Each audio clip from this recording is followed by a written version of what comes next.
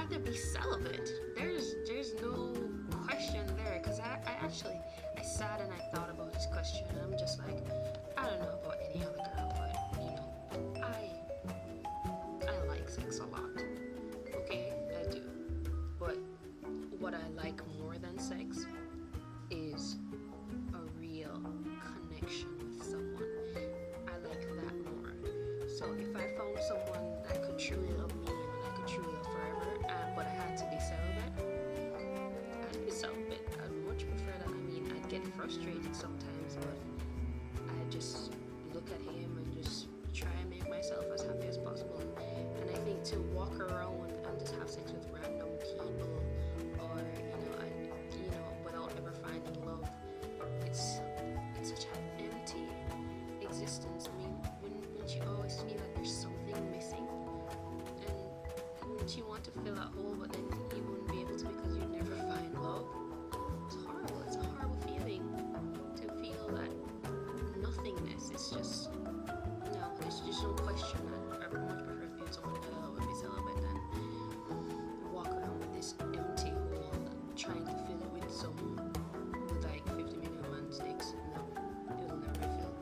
And another thing is, at least with the person that you love, you can call on them when you're in trouble. With just walking around doing whatever I want to do with all sorts of men, I can't call on none of them people that come help me if I'm down and out. You create and be like, anyways, get your pussy already. Find your own way out.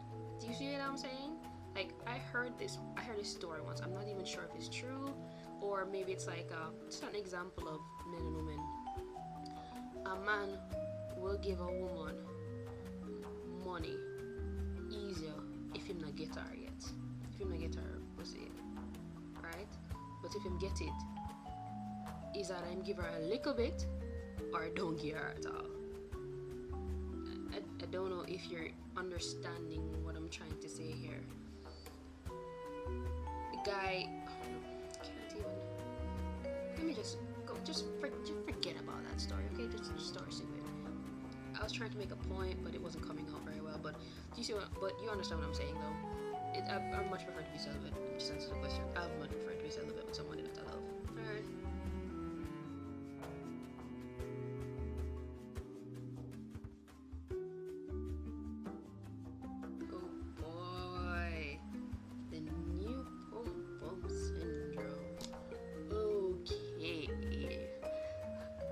My story before definitely has something to do with this question, for sure. Now I'm gonna reread the question again, even though I did. I'm gonna reread it so I can answer it efficiently. Do you see what I'm doing there? Okay, alright. New pom-pom syndrome. Okay, he has to basically work for it, and if he sees that he has to put in extra work for it, he'll either do it because he thinks that it might be worth it, or just say, you know what, it's bad anyway. Because you know that whole fox sour grapes kind of story. The fox can eat the grapes and say it's sour. That is it. You know, there's a work, you have to work for it, you have to work for it, and when you get it, it's just like, yeah, I guess the flowers thing can like decrease now, and the whole let's go out and calling every day kind of. But yet there is a small percentage of men, it's like when they do get over the new pom-pom syndrome and feel a deeper connection, it's a rare occasion. If you find a man like that, you tell him to give me a call, okay? He'll have to wait like a really long time. Poor thing will probably get blue balls, but give me a call.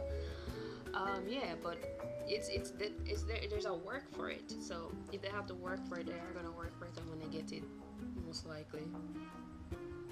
I can't even say they're gonna leave it because that's not all men. But you know, as I said, there's an initial work for it. And once you get it, who knows what will happen. You just have to try and figure out what kind of person the man is before you give it out, my girl. Alright, so hold on to it tight. It's your greatest weapon. Men, don't be dicks. Don't leave her after you get it, okay? Especially if she's a good girl. If you come to the conclusion that all you want to do is fuck, then by all means you can leave her alone. If she's a good girl and you get it and you fuck her over, you're an asshole, okay?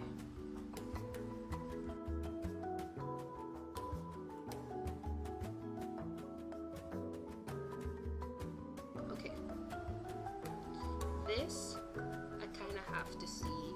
I have to take the girl side on this, and I usually do take the girl side, but I usually try to neutral it out a bit. But I can't neutral it out at this point because I understand where she's coming from, because my ex recently married his ex, and they've been creeping behind my back for 3 years.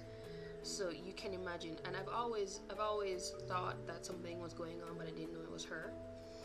But I totally understand how she feels, because I'm not saying that you will do anything. You could just be one of the guys who's be like, you know what, this girl is my friend.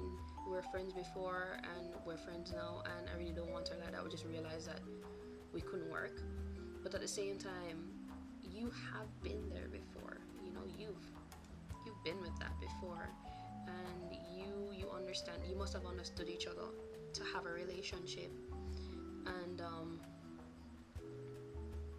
as small as a spark may be, it can be rekindled.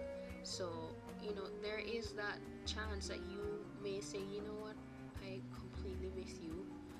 I didn't realize how much we had in common and how strong this connection was. Let's get back together. And I have to understand with her, because it can happen, and as small as a spark may be, it can turn into a really big fire.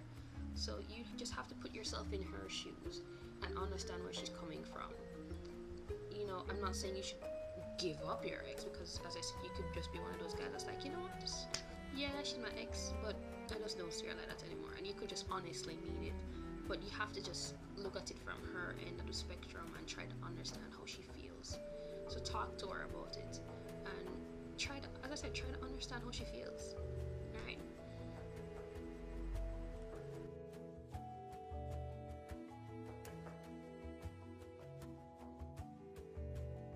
I have answered my adventure limit, but let me just elaborate on that a little bit. As long as it's just me and him, yeah, I'm willing to go. Except, as I said, not anal, not threesomes, not burning, not cutting, not whipping. Yeah, but I'm willing to go if he goes, excluding those things. Yeah, for me, as I said, if I love somebody, I'm a big freak. I'm a big freak. And you might be like, oh, she do that for attention. No, I'm being fucking real. I'm a big freak, and I'm willing to be a big freak with my lover, my spouse, somebody that I'm completely in love with, and somebody who's completely in love with me. Yeah, so I'm willing to take it as far as he'll take it, excluding those things that I said. Like, nigga, you ain't gonna push it in my house, okay? You're not putting that in. No, don't even think about it. If you would, I will cut that shit off and stuff it down your motherfucking throat. Don't even think about it. And now that Lady Merlot is gone, Jamie's back. Schizophrenia. So it's a real thing. Okay, to answer the first part of the question, does it have to be good? I would appreciate it if it was good, but it doesn't make the entire relationship for me. For me, as I've said this 10 million times, there has to be a connection that's more than superficial. You know, it's not just sex for me, it's more like a real connection to this person. And if it's bad, I'm gonna open my mouth and say it to you and go, you know what, I don't like it like that. Let's try it this way, in this position. And ladies, if you know that it feels horrible and you're not enjoying it, open your mouth and tell the guy. And guys, if the same goes for you, if you're not enjoying it, open your mouth and tell her. There's always room for improvement sexually. Don't feel no way if your girlfriend stops you and say, I'm not enjoying this position. Let me turn over and doggy or something, or whatever, backshot, whatever you want to call it. Because if you sit there and you're having horrible sex, you're going to cheat on the guy, and you're going to cheat on your girl. You know, open your mouth and just say, you know what, let's try something new. Let's try it and make it a little more adventurous. Because the 6 years I was with my boyfriend, to me the sex was never bad, and the only time the sex was bad is when I was angry, and I was never in that frame of mind. or something happened and I just wasn't, as I said, wasn't in the frame of mind for it, and that's the only time it was bad. Otherwise, from that, it was good, and I would just stop and be like, this is kind of hurting me. Let's try this way, and you have to open your mouth. You don't lay there like a fucking fuck doll and just be like, sex is horrible. Sex is so horrible. All right, pretend it won't. Fake it. All right. Oh yes, fake it. Shit, lady, don't fucking fake it. Don't. It's not cool. It is not cool. Don't fake it. All right, tell him if it's bad. Okay, men, you too. Tell her if it's horrible. Tell her if you're not enjoying it. Come off and go here. All right, because I've seen a lot of relationships ended over horrible sex. Oh, you weren't doing it right, so I had to find somebody else to do it. Blah blah blah. No, that is your fucking fault. You should have opened your motherfucking mouth and said something. Okay. All right.